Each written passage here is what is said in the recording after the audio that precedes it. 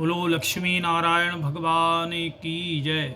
पवित्र वैशाख माह के शुक्ल पक्ष की आज एकादशी को कथा को अपन सभी भक्त श्रवण करेंगे, जिसका नाम है मोहिनी एकादशी। आप सभी से निवेदन है, आप हमारे चैनल पर अगर नए हैं तो चैनल को सब्सक्राइब करें, अपने प्रियजनों को शेयर करें। कथा को अपन प्रारंभ करते हैं। धर्मराज ने कहा कि हे वासुदेव, वैशाख माह के शुक्ल पक्षी की एकादशी का क्या नाम है तथा इसके व्रत की विधि क्या है और इसके करने से हमें क्या फल प्राप्त होता है। तब भगवान कृष्ण ने कहा कि हे कौन्ते, अब मैं वह कथा सुनाता हूँ जिसका वर्णन महर्षि वशिष्ठ जी ने प्रभु रामचंद्र जी से किया था।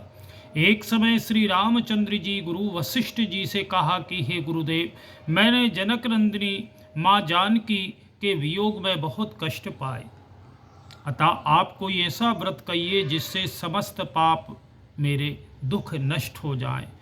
महर्षि वशिष्ठ जी ने कहा कि हे राम, आपने बड़ा प्रश्न बहुत ही उत्तम और सुंदर का प्रश्न करा है।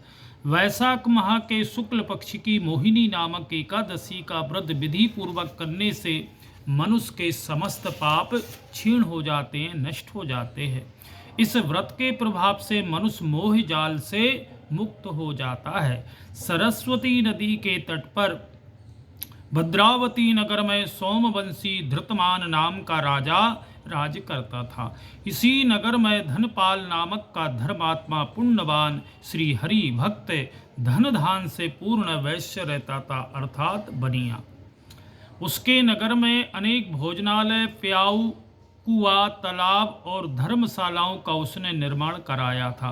उस वैश्य के 5 पुत्र थे, किंतु उस वैश्य का सबसे बड़ा पुत्र गुंडों की तरह संगति करने वाला वेश्यागामी था। अपने पिता का धन को जुआ आदि नीच कामों में खर्च करता था। वह महान नीच, देवता पित्र आदि को ना मानने वाला, गौ ब्राह्मणों को ना मानने वाला, अंतत पापी, मांस मद्रा पर स्त्रियों के साथ भोग विलास करने वाला अंतत दुराचारी था।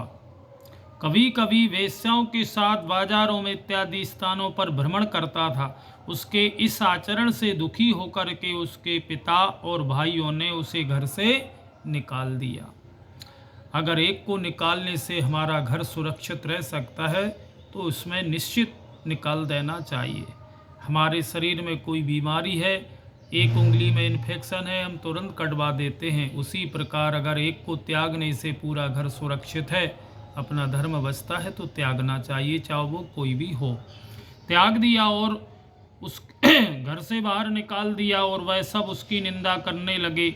जब वह घर से निकाल दिया तो वह अपने वस्त्र भूषण बेच करके अपने नीच कामों की पूर्ति करने लगा। जब उसके पास कुछ भी नहीं रहा तो वेश्या और गुंडों ने भी उसका साथ त्याग दिया, क्योंकि वो स्त्री मात्र धन की देवी ही रहती है।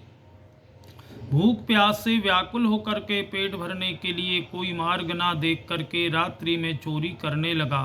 एक बार उसे राज के सिपाहियों ने चोरी करते हुए पकड़ लिया, परंतु उसके पिता की नेकगामी के प्रभाव के कारण उसे छोड़ दिया। इसके बाद भी वह प्रतिदिन चोरियां करने लगा। दूसरी बार चोरी करते हुए पकड़ा गया तो राजा ने बंदी खाने में डाल भर के अनेक यातना दे करके देश से निकाल दी। राजा की आज्ञा से नगर के सेठ के पुत्रों को राज छोड़ना पड़ा और वह जंगल में रहने लगा। वहाँ पर जीविका उपार्जन का कोई साधन ना देख करके वे धनुष बाण बना करके जंगल में पशु पक्षियों का वध करके उदर पूर्ति करने लगा। एक बार अपने शिकार की खोज करता हुआ भूखा प्यासा कौटिल्य ऋषि जी के आश्रम पर जा पहुंचा। उस समय ऋषि गंगा स्नान करके लौटे थे। अपना वस्त्र सुखाने के लिए जो उनने कपड़े की फटकार मारी तो वस्त्रों का कुछ थोड़ा सा जल उसके शरीर पर पड़ गया, जो वैश्य का बड़ा पुत्र था, जिसके कारण उसके कुछ शुद्ध बुद्धि प्राप्ति हुई। तब वह हाथ जोड़ करके बोला, हे मुनि, मैंने अपने जन्म में अनेकों पाप किए जिसकी कोई गिनती नहीं है, अतः आप मुझे कोई ऐसा उपाय बताइए कि जो बिना धन के हो सके और मैं अपने पापों से मुक्त हो सकूं। तब कौटिल्य ऋषि ने कहा कि कि वैशाख माह के शुक्ल पक्षी की मोहिनी एकादशी का व्रत का विधान कहा, जिसको विधिवत करने से वह वैश्य पुत्र पापों और दुखों से मुक्त होकर के सीधा विष्णु लोक को गया। इस व्रत के प्रभाव से मोह आदि नष्ट हो जाते हैं। इस दिन गौमूत्र का सगार लेना चाहिए, अर्थात गौ माता का थोड़ा सा जो गौमूत्र है वो अपने निश्चित सेवन करना चाहिए। आप सभी का दिन मंगलमय हो। जय जय श्री राधे, जय जय श्री सीताराम।